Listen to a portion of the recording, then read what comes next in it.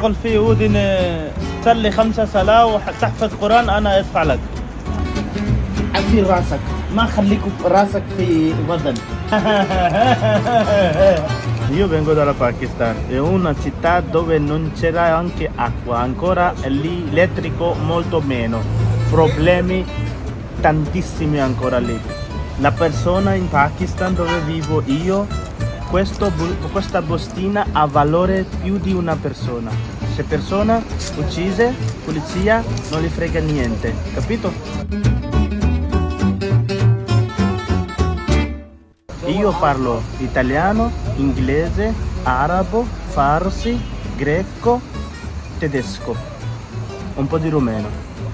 Io sono da 7 anni in Italia, sto lavorando da 7 anni, ma è senza lavoro, Ora vorrei portare la moglie e requisiti, questo, busta paga, questo, ma porto tutto, ho contratto di lavoro indeterminato, tutto ce l'ho. Ma sempre vai in costura, ti manca questo, ti manca questo. Ma una persona può vivere senza moglie? Io pakistano, pakistani così. Ma non sono tutti uguali.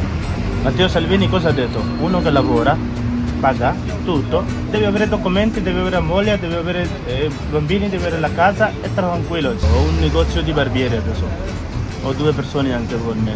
Clienti italiani, avvocati, faccio la barba con rasoio, faccio capelli molto bene italiani, rumeni, albanesi, Germania.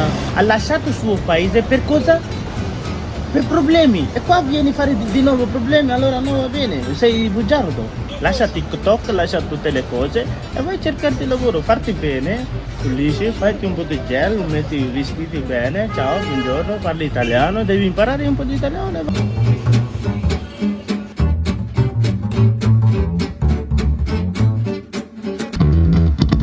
Borgo Stazione, il quartiere sorvegliato 24 ore su 24 dall'esercito.